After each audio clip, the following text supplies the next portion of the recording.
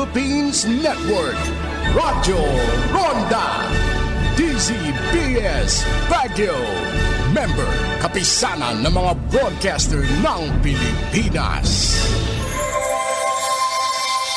Ayasak Di Kabenguetan. Programa binukel iti Department of Education, Division of Benguet, tapno agtultuloy nga maipaayan ti adal, dagiti patpatgen ken dungdungwen tayo nga anak, nga agbasbasa, uray ita agdama a pandemya. Na isang sangayan na programa iti radyo, nga pakaitampukan iti napateg nga ad-adal.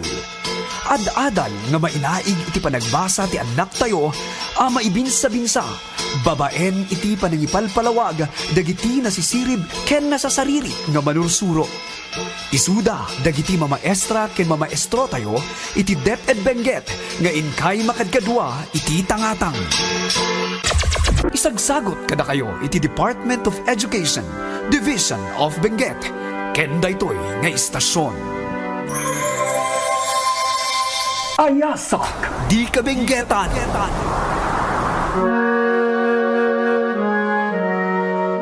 Isang maliit na bansa sa Timog Silangang Asya na tinaguriang Pintuan ng Asya. Isang arkipelago dahil binubuo ng mahigit 7,000. 100 mga pulo sa karagatang Pasipiko. Mga dayuhan nabighani sa malaparaisong ganda nito. Mula sa mga luntiang kalupaan hanggang sa malinaw at bughaw na mga katubigan. Mahal kong mag-aaral, ito ang Pilipinas bilang bansang insular.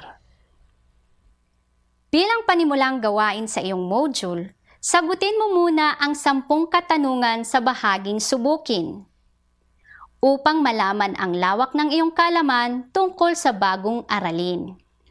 Matapos mo itong sagutin ay sumangguni ka sa susing sagot sa gawing hulihang bahagi ng iyong module upang iwasto ang iyong mga sagot. Pero tandaan, hindi nagtatapos sa subukin ang iyong sasagutin bagkos sa ipagpapatuloy mo ito sa balikan, tuklasin, suriin, pagyamanin, isaisip, isagawa, panapos na tayahin, at karagdagang gawain. Pag-aralan mo ang 4 na larawang ito. Alin sa kanila ang naiiba? Magaling! Ang sagot ay D. Ang mga larawang A, B, C ay mga lupain na walang nakapaligid na katubigan. Samantalang ang D na naiiba ay napapaligiran ng katubigan. Tulad ng larawang D, ang Pilipinas ay napapaligiran ng mga katubigan dahil binubuo ito ng mahigit 7,000, 100 mga isla kung kaya't tinatawag ang Pilipinas na bansang arkipelago. At kung pag-uusapan ang isla at arkipelago, ito ay mga lupain na napapaligiran ng mga katubigan katulad ng Pilipinas. Bago tayo magpatuloy sa ating aralin, ay magbalik-aral muna tayo sa pangunahin at pangalawang direksyon na makikita sa compass rose. Sa tulong ng pangunahin at pangalawang direksyon at compass rose ay mas madali nating mahahanap ang mga katubigang nakapalibot sa Pilipinas. Tukuyin natin ang pangunahing direksyon sa compass rose.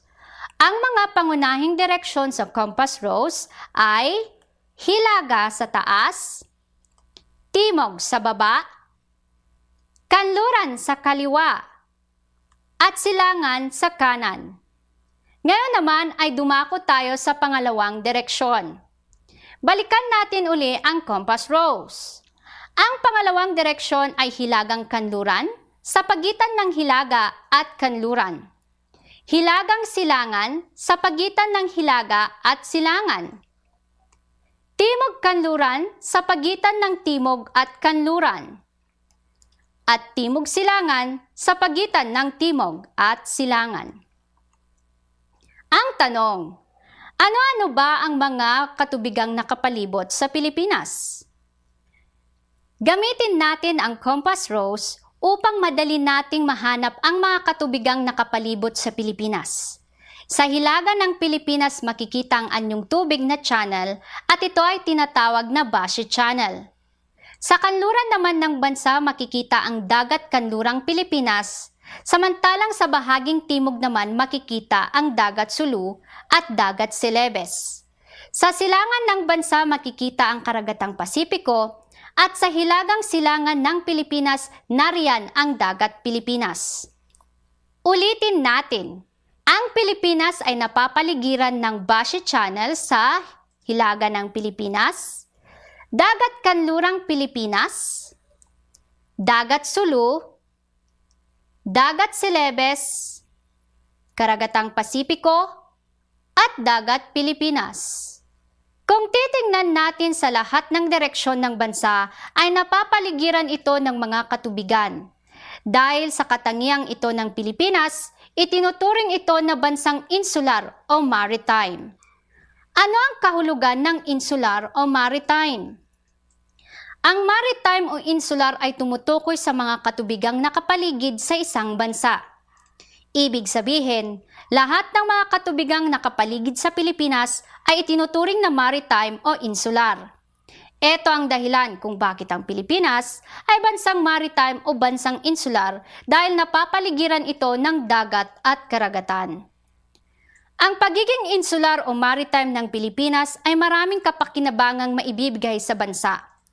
Una, nakapagpapatayo ang pamahalaan ng tanggulang pambansa na responsable sa pagtatanggol sa bansa mula sa mga panlabas at panloob na panganib para sa kapayapaan at seguridad ng mamamayan.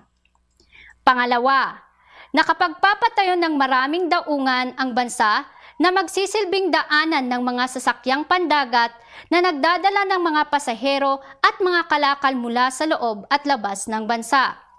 Dahil sa daungan, pinapadali nito ang transportasyon sa pagitan ng lupa at karagatan at pinabibilis nito ang kalakalan sa loob at labas ng bansa. Pangatlo, nakapagbibigay ng kabuhayan sa mga mamamayan tulad ng pangingisda at paninisid. Mayaman ang mga dagat ng Pilipinas sa mga yamang dagat tulad ng isda at perlas.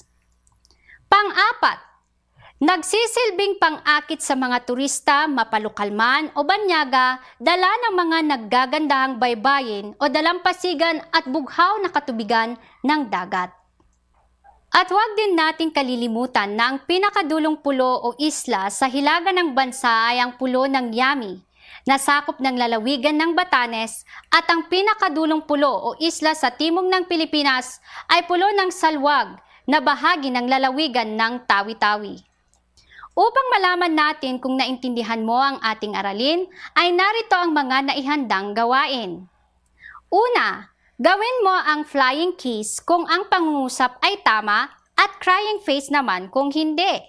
Pangalawa, kung ang wastong sagot ay mali ay susuriin natin kung anong salita ang nagpamali sa diwa ng pangungusap. Una, isang bansang maritime o insular ang Pilipinas sapagkat napapaligiran ng mga dagat at karagatan. Ang tamang sagot? Flying kiss. Pangalawa, ang dagat Sulu at dagat Pilipinas ay matatagpuan sa timog ng Pilipinas. Ano ang wastong sagot? Crying face. Ang salitang nagpamali sa pangungusap ay dagat Pilipinas. Dahil ang wastong sagot dapat ay dagat Celebes. Number 3. Ang katubigan sa silangan ng Pilipinas ay karagatang Pasipiko. Ano ang tamang sagot? Flying kiss. Pang-apat. Nakatutulong ang mga daungan sa mabilis na pakikipagkalakalan ng Pilipinas sa ibang bansa. Ang wastong sagot ay flying kiss. At panghuli, ang pinakadulong pulo sa hilaga ng Pilipinas ay pulo ng Salwag sa lalawigan ng Batanes. Ang tamang sagot, crying face. Ang salitang nagpamali sa pangungusap ay ang pulo ng salwag dahil ang wastong sagot ay pulo ng yummy. At dyan nagtatapos ang ating talakayan tungkol sa pagiging bansang insular ng Pilipinas. At maraming salamat sa iyong pakikinig. Anumang paksa na hindi mo naunawaan ay maaari mo uling panoorin ang videong ito. Inaasahan kong matatapos mong sagutin ang iyong module sa loob ng 5 araw. Hanggang dito na lamang, good luck at mabuhay! Great morning, learners! Welcome to our second session with representative elements, but this time with its compounds. What compounds are formed when family A elements combine? This blank periodic table will guide us to determine the location of the elements that belongs to representative elements. All elements that are placed in the colored blue cubes belong to representative elements. The elements found at the middle are called transition metals, which you will later learn as you proceed to higher grades.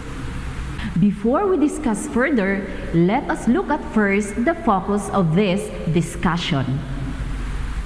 We shall focus our discussion with number 1. Trace the possible combinations of familiar representative elements. Then, we shall explore the combining capacity of the representative elements. Let us now look at the elements that belong to the representative groups which can form common compounds. What do you notice with this periodic table?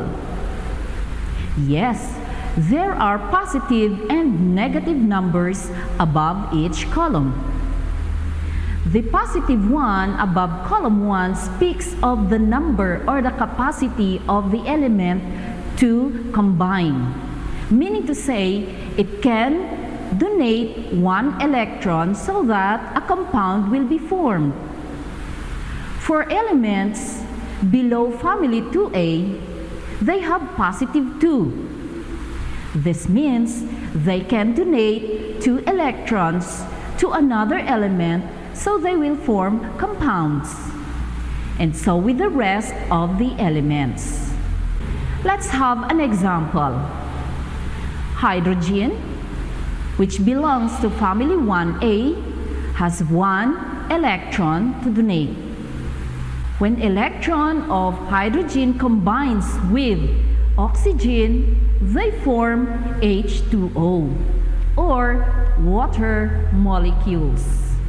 That is why you have there 2 below H, because it needs to donate 2 electrons, which oxygen will also accept. Another example of an element that comes from family 1A is Na, or sodium. It has an atomic number of 11, but it can only donate 1 electron, as indicated by positive 1 above the column. When sodium combines with 1 electron of chlorine, they form a compound we commonly call salt. So salt is an example of a compound which is formed by the combination of a representative element. Salt is a common compound which is formed from the combination of 2 representative elements. What makes it possible for these elements to combine? As we have said, they combine because of the presence of electrons that can be donated and accepted by these elements. Let's have an example of this using formula. So when hydrogen, which has positive 1, meaning to say it can donate 1 electron, combines with 2 electrons of oxygen, it needs 2 hydrogen to form the 2 molecule of water. Another example using the symbols, we have sodium combining with chlorine needing one electron, they will form sodium chloride. You notice with this formula that there are no more numbers as a subscript. It is simply because the positive and negative will cancel out. In this symbol, you can no longer see subscripts. Why? It is simply because sodium donated one electron and chlorine accepted one electron. So there is no need to write the subscript of 1. What have you noticed with the combining capacity of the representative elements? We have here a definition of the combining capacity. An element's combining capacity is the number of electrons it needs to gain or lose in order to gain or attain stable ion. It is also the subsequent ionic charge that the element possesses. Take note that the combining capacity will be used later on to predict chemical formulas, so it is essential that you know how to figure them out, just like what we have done in the example. Let's go back once more to our periodic table. So this is our periodic table. The positive 1 and the positive 2 are the metals that loses electrons. For positive 3 or elements under family 3A, they also lose electrons. For 4A family up to 7A family, these are nonmetals who gain electrons. So this is the combining capacity of the elements. It is also known as the ionic charge of elements. Let's again use these examples. You notice with the formula formed by this compound, which is lithium oxide. Lithium has a subscript of 2 because it needs to donate 2 electrons, while oxygen has no subscript because it accepted 2 electrons. The same with sodium and chlorine. When they form the compound sodium chloride, there is no more subscript when their symbols are written. The formula shows that the element's combining capacity refers to the number of electrons that needs to gain or lose in order to become stable. So you notice salt now is a stable compound. That is why we can hold it. I hope you will enjoy learning more of the combining capacity of the representative elements in your module.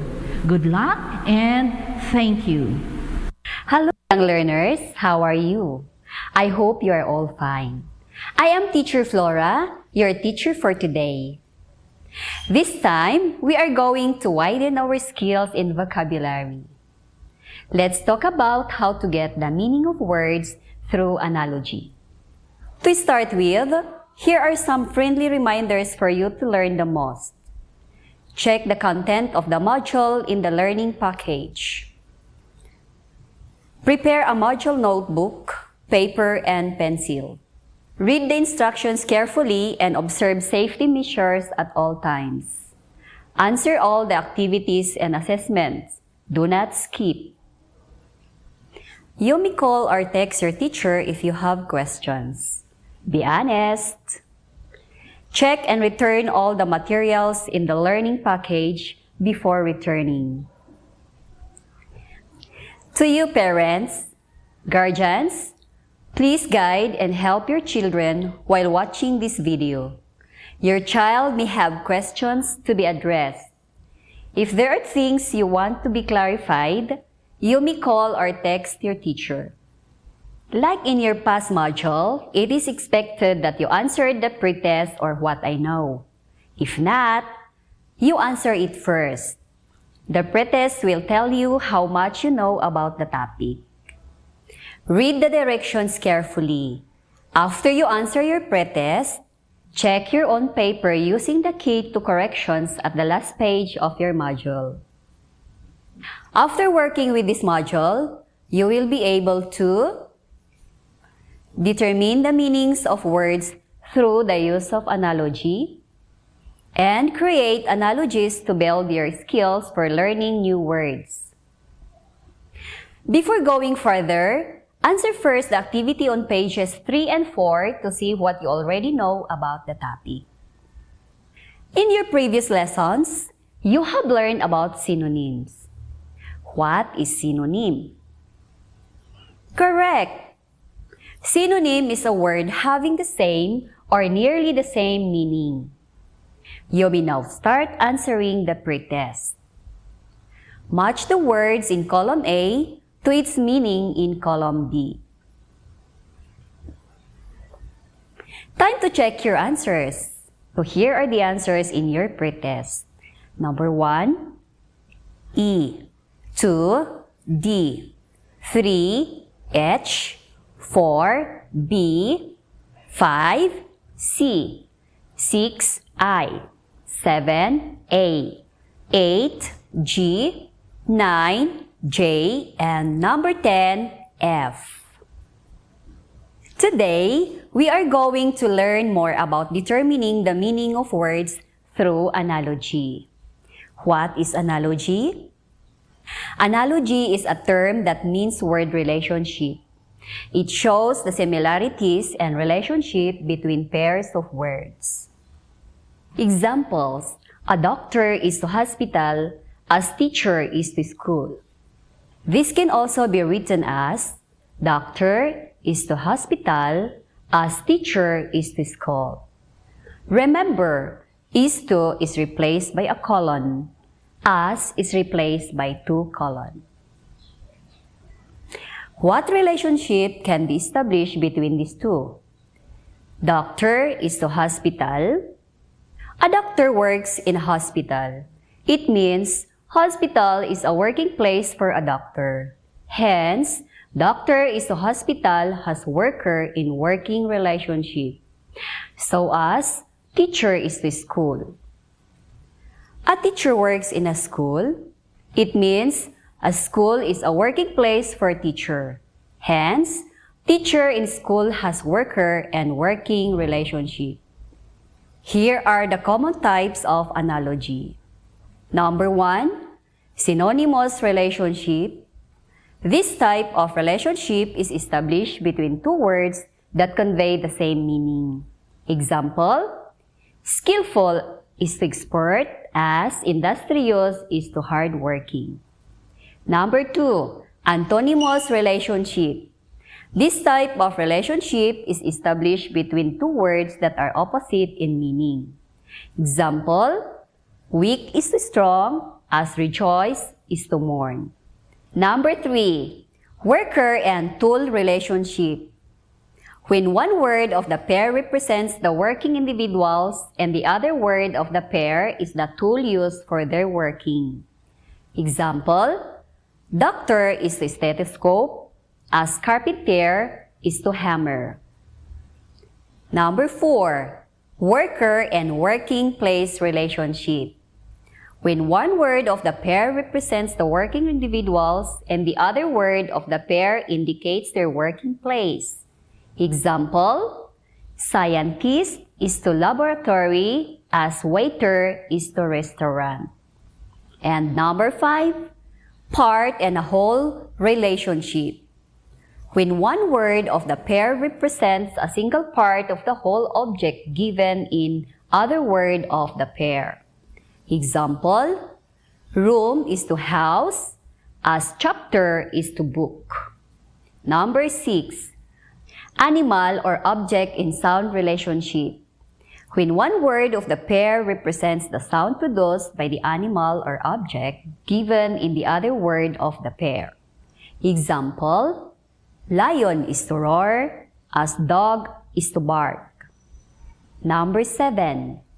Purpose relationship. When one word of the pair shows the purpose of its pair. Example, eyes is to see as nose is to smell. Number 8. Cause and effect relationship. When one word of the pair tells the cause and the other pair tells the effect. Example, tired is to sleep as to hungry is to eat. Number 9. Place relationship. When one word of the pair tells the location of a certain place. Example, La Trinidad is to Benguet as Bontoc is to Mountain Province. And number 10. Individual and group relationship. When one word of the pair is the collective group of another word of the pair. Example, flowers is to bouquet as people is to crowd. Be mindful that these are not the only types of relationships we have. Now, let's check if you listen to my discussion. How will you write the analogy using a colon and 2 colon? That's right. We will write analogy using a colon by changing the word is to and a 2 colon by changing the word as. What phrase or word is replaced by a colon? How about the 2 colon? Absolutely right. The single colon stands for the word is to. The double colon stands for the word as. Now, let's try this. Supply the correct word to complete the sentence. Now, let's check your answers. Fire is to hot as ice is to cold. A puppy is to dog as calf is to cow. A lion is to animal as rose is to flower. Grass is to soil as seaweed is to water. Sky is to blue as grass is to green. Great job! I hope you understood our lesson. Continue to work on the different activities and assessment. If there are things you cannot answer, go back to your lessons or you can ask the help of your elder brothers or sisters, or you can call me for clarifications. If you got low scores in your assessments, you can review the module. Surely, you will learn and have fun. Additional activities is provided for you to enhance your learning. Believe in yourself. You can do it. Thank you, learners, parents, guardians, for watching this video. Magandang umaga mga bata. Ako si Ginang Sailin Bakbak. Ako ang inyong magiging guro sa Araling Panlipunan 5. Ang module na ito ay itinakda at inilarawan ni Binibining Liza T. Palsaan. Handa ka bang makinig? Salamat naman kung ganoon. Bago natin simulan, kunin mo muna ang inyong module. Makikita mo sa bahaging subukin na may 10 tanong na susubok sa inyong kaalaman tungkol sa bagong aralin. Sagutin mo ito sa sagutang papel ng may katapatan. Kapag natapos ay iwasto ang iyong sagot at isang guni sa susing sagot na nasa huling pahina. Sa module na ito, tatalakayin natin ang relasyon ng mga paraan ng pananakop ng mga Espanyol sa Pilipinas. Sa pagdating ng iba't ibang samahang relihiyoso sa Pilipinas para magmisyon, ay maraming mga katutubo ang nahikayat na tanggapin ang Kristyanismo. Malinaw na naging mahalagang pamamaraan ang Kristyanisasyon upang maging matagumpay ang kolonyalismo. Kung nabihag ng mga konkistador ang pisikal na katawan ng mga katutubo, ay nabihag din ng mga praile ang kanilang paniniwala. Pilit ipinaunawa ng mga praile sa mga katutubo na ang kanilang katutubong relihiyon ay hindi na dapat pang ipagpatuloy sapagkat, di umano, ito ay paganismo o pagsamba sa maraming Diyos at Diyosang pinaniniwalaang naninirahan sa kalikasan. Kung gayon, ipinapalabas ng mga Espanyol na dapat tanggapin ang kolonyalismo dahil kaakibat nito ang kaligtasan ng kaluluwa. Samantala, naging matagumpay din ang patakarang redaksyon na ipinatupad ng mga Espanyol para mas madaling gawing Kristiyano ang mga katutubo. Dahil sa sapilitang pagpapatira sa mga katutubo mula sa orihinal nilang tirahan, tungo sa bayan o pueblo ay naging madali ang pagpapalaganap ng Kristyanismo. Balikan natin ang nakaraang aralin. Ano ang sentro ng pueblo? Tama! Ang sentro ng pueblo ay ang simbahan. Napadali ng patakarang redaksyon ang pagbibinyag sa mga katutubo sa Kristyanismo, lalo pat ang mga nangasiwa sa pagpapatupad ng redaksyon ay ang mga praile. May negatibong epekto ang redaksyon sa mga katutubo. Una, napilitan silang magbayad ng buwis at sumunod sa mga patakarang Espanyol. Pangalawa, nalayo sila sa kanilang pinagkukunan ng kabuhayan at nawalay sa kanilang mga kamag-anak. May ilang mga katutubo na gustong maging malaya kaya nanirahan na lamang sila sa mga kabundukan bilang mga tulisan. Natalakay natin sa nakaraang module na ang encomienda ay isang sistema kung saan ipinagkatiwala sa mga conquistador ang isang teritoryo. Samantalang ang tributo ay isang buwis kung saan layunin ng mga Espanyol na lumikom ng pondo mula sa kolonya upang matustusan ang pangangailangan nito. Itinuturing ang encomienda bilang isang administratibong unit para sa koleksyon ng buwis. Ang enkomendero ang may tungkulin na maningil ng buwis sa kanyang nasasakupan. Ang tagasingil niya ng buwis ay ang cabeza de barangay. May dalawang uri ng encomienda. Ang una ay ang royal o crown na tumutukoy sa mga malalawak na lupain sa mga baybay dagat na pagmamay-ari ng hari ng Espanya. Ang pangalawa ay ang pribado na tumutukoy sa mga lupain ng opisyal na itinatalaga ng hari ng Espanya sa mga tapat niyang alagad na naglilingkod sa Pilipinas. Bilang bahagi ng sistemang encomienda ay ipinatupad ang paniningil ng buwis sa mga mamamayan.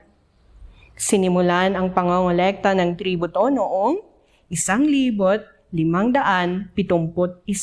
sa mga kalalakihan na may edad 19 hanggang 60. Noong 1571, nagkakahalaga ang tributo ng 8 reales. Naging 10 reales noong 1589 hanggang sa naging 12 reales noong 1851. Noong 1884, ipinatupad naman ng mga Espanyol ang Cedula Personal. Ito ay ang katibayan sa pagbabayad ng buwis at kailangang laging dala ng mga katutubo upang hindi sila pagmultahin o ikulong. Magkakaiba ang paraan at halaga ng pagbabayad ng buwis sa bawat pueblo at encomienda. Halimbawa na lang sa Balayan, Batangas. Ang pagbabayad ng 8 reales na tributo ay sa pamamagitan ng 60 ganta ng palay para sa halagang 4 na reales. Isang manok sa 1 real at 3 reales na barya kung saan ang 2 reales dito ay mapupunta sa praile. Marami pang iba't ibang buwis ang ipinataw ng mga Espanyol sa mga katutubo, pero sa kabila nito, kinulang pa rin ang koleksyon para sa gastusin ng pamahalaan dahil sa katiwalian ng mga Espanyol. Nagbigay daan ito sa mga tiwaling Espanyol upang makapangamkam ng pera. Bunga nito, ang Pilipinas ay umasa sa tulong na nanggagaling sa Mexico na tinatawag na Real Situado. Sa simula ay walang nagawa ang mga katutubo kundi sumunod na lamang sa kagustuhan ng mga inkomendero. Subalit, nang hindi na nila nakayanan ang pang-aabuso sa kanila, ay nagsumbong sila sa mga praile, na gumawa naman ng paraan upang maipatigil ang sistemang inkomyenda noong ika-17 siglo. Ang sapilitang paggawa o polo e-servicios ay ang pagpapatrabaho sa mga lalaking edad 16 hanggang 60 ng mga gawaing pampamayanan ng 40 araw sa loob ng isang taon. Ang tawag sa mga kalalakihang sumasailalim nito ay pulista. Ang ilang katutubo na ayaw sa umailalim sa sapilitang paggawa ay nagbabayad ng fala bilang kapalit ng hindi paglilingkod sa polo. Para sa pamahalaang kolonyal, ang sapilitang paggawa ay naging napakainam na pamamaraan sa pagpapalaganap ng kolonyalismo. Una, nakuha ng pamahalaan mula sa mga pulista ang lakas paggawa na kailangan nila sa pagpapatayo ng mga infrastruktura tulad ng kalsada, tulay, simbahan, munisipyo, ospital at galyon ng walang bayad. Pangalawa, naipatayo ang mga mahalagang infrastruktura na hindi gumastos ang pamahalaang kolonyal. Pangatlo, ang pagdadala sa mga pulista sa malalayong lugar ay nagbigay daan din upang magkawatak-watak ang mga katutubo at maiwasan ang pag-aalsa laban sa mga Espanyol. Ngayon, kunin mo ang iyong module at sagutin ang iba pang mga gawaing naihanda. Ang lahat ng mga gawain dito ay gagawin mo sa loob ng 4 na araw. Kung may bahaging hindi mo naintindihan, maaari mong ulitin ang video o magtanong sa inyong guro sa pamamagitan ng text message. Pwede kang gabayan ng iyong mga magulang, kapatid o iba pang kamag-anak sa bahay. Inaasahan ko na matatapos mo ang iyong module sa naibigay na takdang araw. Naway marami kang natutunan ngayon. Hanggang sa susunod na aralin, paalam!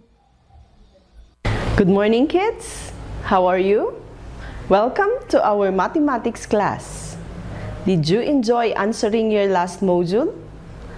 By the way, it's me again, Teacher Lori Lee Balanag. You can call me Teacher Lori. Are you excited to learn? Today, we will learn about solving multi-step problems involving multiplication and addition or subtraction of decimals and mixed decimals. I have here another module for you to work this week. Do you have it with you now? But before we start our lesson, may I remind you that you have to answer the pretest or what I know on page 3 honestly to determine and assess the level of your knowledge about the lesson. Use a separate sheet of paper for your answer. After answering, check your answers honestly by looking at the answer key at the back of your module. If you got a correct answer, put a check mark on your paper. If not, put a wrong mark. If you got a perfect score, you can skip this module. But if you got a wrong answer, proceed with this module. In your previous module, you have learned how to solve problems involving multiplication of decimals.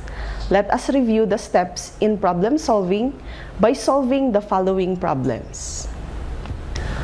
A linoleum costs 77 pesos and 85 centavos per square meter. If you want to buy 4 and 5/10 square meters of linoleum, how much will you pay? What is asked in the problem? The amount you will pay for the linoleum. What are the given in the problem?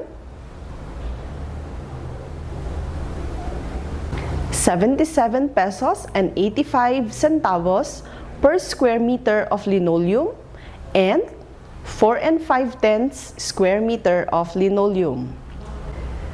What operation are we going to use? Multiplication. What is the number sentence?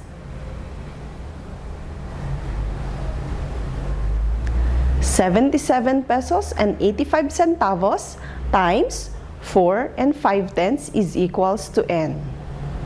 What is the solution and complete answer? 77 and 85 centavos times 4 and 5/10 is equal to 5 times 5 is 25, carry 2. 8 times 5 is 40, plus 2 is 42, carry 4. 7 times 5 is 35, plus 4 is 39, carry 3.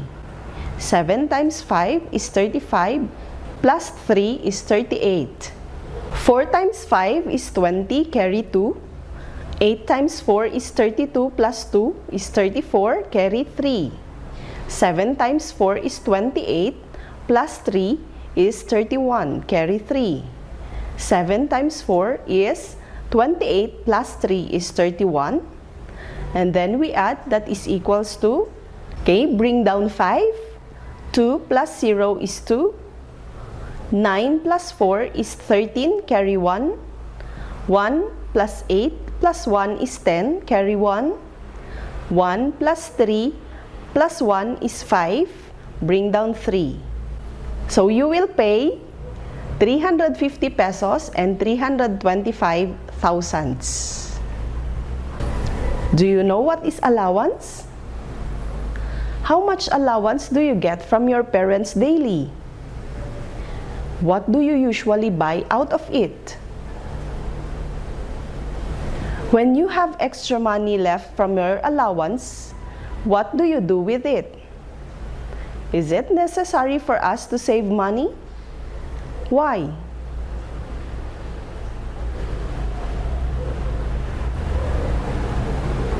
Let us study the following situation.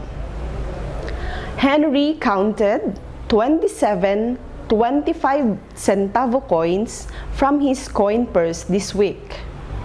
If he had a savings of 55 pesos the previous week, how much money does he have in 2 weeks? Who has 25-centavo coins? Yes, Henry. What are we going to look for? The amount he saved for 2 weeks. How many does he have for this week? 27 25-centavo coins. How many did he save last week? 55 pesos, correct. What kind of boy is Henry?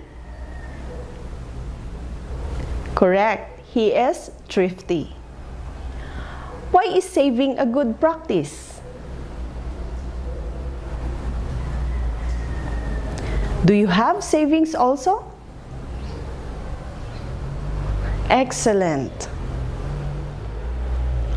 Now, let us solve the problem about Henry. First, we are going to understand the problem. So from there, we are going to ask what is asked in the problem.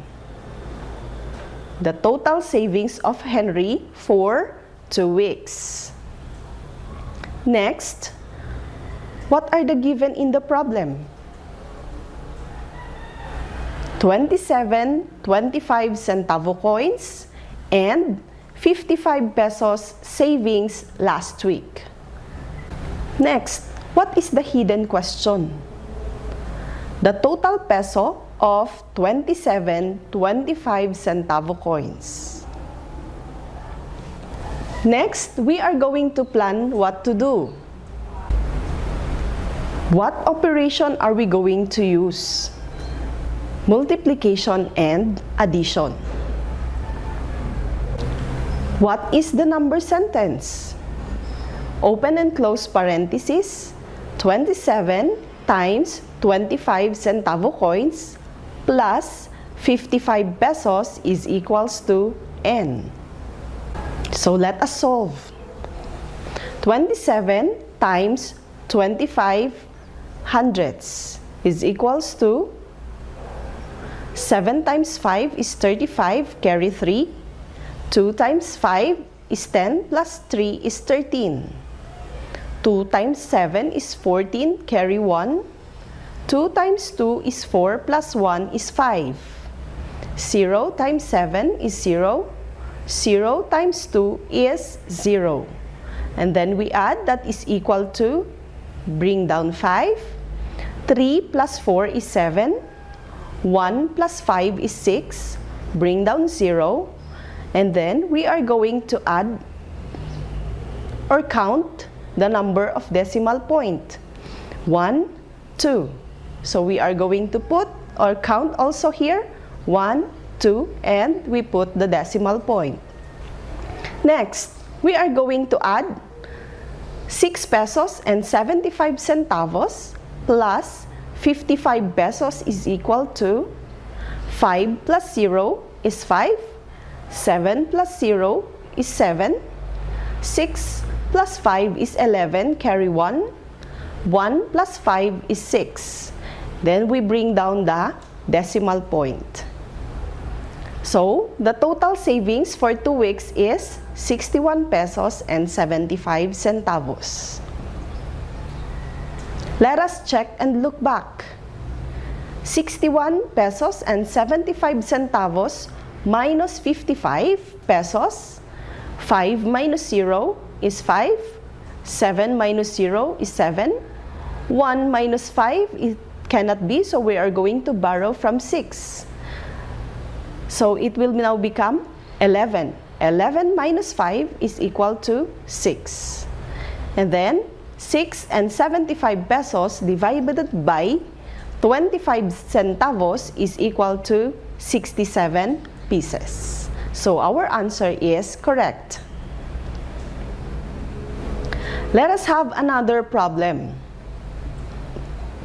Donna Joy has 150 25 centavo coins. She bought a cup of ice cream for 25 pesos and 50 centavos. How much money was left to her? So let us again understand the problem. What is asked in the problem? The amount of money left to Donna Joy.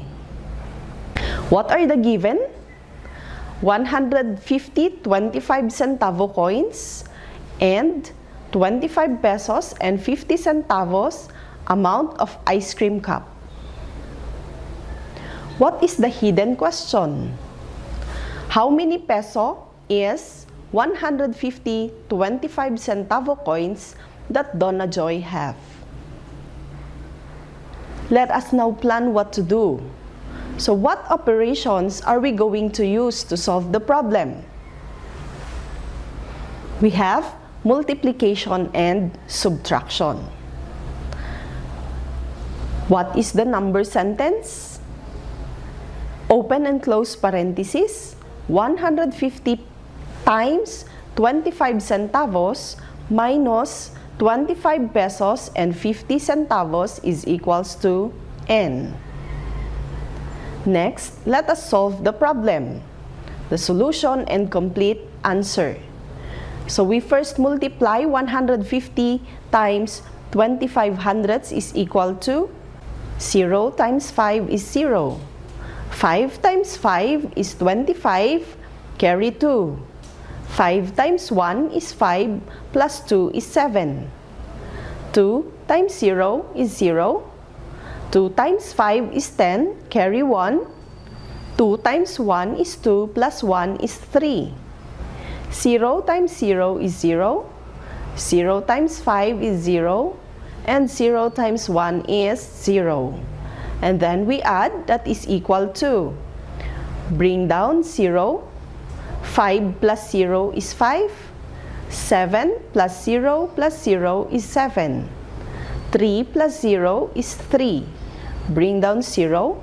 And then we are going to count again the number of decimal places in the factor. So we have there 1, 2. We place also here 1, 2, and place the decimal point. Next, 37 pesos and 50 centavos minus 25 pesos and 50 centavos is equal to 0 minus 0 is 0. 5 minus 5 is 0. 7 minus 5 is 2. 3 minus 2 is 1. We bring down the decimal point. So, there are 12 pesos money left to Donna Joy. Let us check and look back. 12 pesos plus 25 pesos and 50 centavos is equal to 37 pesos and 50 centavos. 37 pesos and 50 centavos divided by 25 centavo coins is equal to 150 pieces. So our answer is correct. Now that you already know how to multiply decimals, you are ready for the following. In What's More, you will be presented with Activity 1 and Activity 2 along with Assessment 1 and Assessment 2. Do it one after the other. If you have some questions, ask the help of your parents, guardians, or siblings. You can also text, call, or send message in Messenger to your teacher. You will also have what I have learned and what I can do to answer. You have to answer also your post-assessment so that you will know whether you mastered the learning competency or you need to go back to the activities where you got low. Use the answer key at the back page of your answers. Good luck, have a wonderful day, and have fun. Thank you! Magandang araw sa iyo. Ako si Teacher Mildred. Natutuwa ako dahil maaari mong ipagpatuloy ang pag-aaral sa pag-i-ehersisyo kahit nasa bahay ka. Tayo ay magtulungan. Kasama ang iyong magulang o sino mang makakatulong sa iyo sa bahay para maisagawa mo ng tama ang mga gawain sa pag-aaral sa module na ito. Sa ngayon, tingnan mo ang module sa PE na pinamagatang Ehersisyong Pangkondisyon at Pangkalambutan. Ito ang iyong pag-aaralan sa linggong ito. Pagkatapos ng aralin na tatagal ng 5 araw, inaasahang maisasagawa mo ang mga sumusunod. Una, naisasagawa ng maayos ang mga ehersisyong pangkondisyon at pangkalambutan para mapabuti ang tikas ng katawan. Pangalawa, nakakaramdam ng kasiyahan sa pagsasagawa ng mga gawain na may kinalaman sa ehersisyong pangkondisyon at pangkalambutan upang mapabuti ang tikas ng katawan. Upang maging makabuluhan ang iyong pag-aaral, siguruhin lamang na basahin mo ng mabuti ang bawat panuto bago sagutin ang mga gawain. Isagawa ang mga aktibidad sa aralin na naitakda sa bawat araw. At siguruhin na personal mong sasagutin muna ang mga gawain o pagsasanay bago ka sumangguni sa mga susing kasagutan na nasa huling bahagi ng module. Bago natin ipagpatuloy ang ating aralin, sagutin mo muna batay sa iyong kaalaman ang mga ibinigay na gawain sa bahaging subukin mo. Basahin ang panuto. Bilugan ang titik ng tamang sagot. Halimbawa, sa unang bilang, aling larawan ang nagpapakita ng kalambutan ng katawan? Kung ang sagot mo ay titik A, bilugan ang titik A. Kung B naman, bilugan ang titik B. Gayon din sa titik C at titik D. Pagkatapos mong sagutin ang mga tanong, ikumpara mo ang iyong mga sagot sa mga susing sagot. Kung ang inyong score ay 5, hinihikayat kong ipagpatuloy mo pa rin ang pag-aaral sa module upang mas lalong mahasa ang iyong kaalaman ukol dito. Kung ang score mo naman ay 4 pababa, suriin at pag-aralan ng maigi ang bawat bahagi ng module. Gaya ng bahaging tuklasin, suriin, pagyamanin, isaisip, isagawa, at pagtataya. Gawin o sagutin mo muna sa personal mong kaalaman at pag-unawa bago ka sumangguni sa mga susing kasagutan. Bago natin simulan ang aralin, ay mahalaga munang isagawa ang warm-up activity na natutunan ninyo sa mga nakaraang aralin. Sumangguni sa bahaging balikan sa module na ito. Pagkatapos na mag-warm up, ay handa na tayong simulan ang ating aralin. Paalaala, pumwisto lamang sa lugar sa inyong bahay na walang anumang sagabal. Simulan na natin ang ating aralin sa pamamagitan ng awit na nasa bahaging tuklasin. Natatandaan mo pa ba ang awit na Do the Boogie Woogie noong nasa kinder ka? Magaling! Awitin natin ang awit na to touch sa tono nito habang ginagawa ang kilos. Maaari mong ulitin ang awit sabay kilos para masanay. Pagkatapos, sasagutin mo ang mga tanong. Simulan na natin. Sumabay ka sa akin sa pag-awit habang ginagawa ang kilos. Sit on the floor while legs stretch apart. Slowly bend your body forward and do the double to touch. And do the double to touch.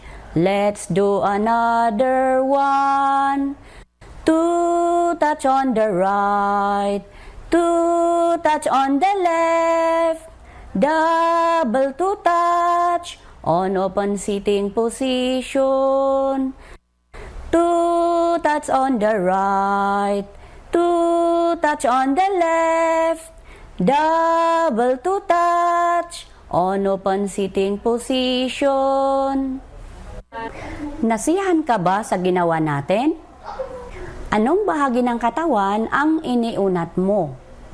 Kung ang inyong sagot ay kamay at paa, tama ang inyong sagot. Nakayanan mo bang iunat ang inyong kamay at paa? Kung hindi, kailangan mo pang magsanay. Kung oo naman, ay dahil malambot ang inyong paa at kamay. Tingnan at pag-aralan mo ang mga larawan sa bahaging suriin. Isasagawa mo ang kilos na ipinapakita ng larawan. Pagkatapos, sagutin ang mga tanong. Pagkatapos, sagutin mo ang mga tanong batay sa isinagawa mong ehersisyo. Maaari mo nang ipagpatuloy ang mga susunod na aktibidad o gawain sa module na ito sa mga susunod na araw upang lubos mong maintindihan ang ating aralin. Pagbutihin ang pag-aaral sa bawat gawain. Huwag kalimutang sagutin ang mga tanong pagkatapos ng bawat gawain. Ang mga kaalamang natutunan mo sa module na ito ay magagamit mo sa pagsasagawa ng mga gawain sa bahay o mga aktibidad sa pamayanan araw-araw para mapabuti ang tikas ng iyong katawan. Sana ay kagigiliwan mo ang mga gawain sa module na ito. Sakaling meron kang tanong, ay maaari kang magpatulong sa inyong magulang o mga nakakatandang kapatid o kaya'y mag-message sa aking messenger. Salamat at magandang araw! Ayasak Di Kabenguetan. Programa binukel iti Department of Education, Division of Benguet, tapno agtultuloy nga maipaayan ti adal, dagiti patpatgen ken dungdungwen tayo nga anak, nga agbasbasa, uray ita agdama a pandemya. Na isang sangayan na programa iti radyo nga pakaitampukan iti napateg nga ad-adal. Ad-adal nga mainaig iti panagbasa ti anak tayo a maibinsa-binsa, babaen iti panangipalpalawag dagiti nasisirib ken nasasariri nga manursuro. Isuda dagiti mamaestra ken mamaestro tayo iti DEP-ED Benguet nga inkay makadkadwa iti tangatang. Isagsagot kada kayo iti Department of Education, Division of Benguet, ken daytoy nga istasyon. Ayasak Di Kabenguetan.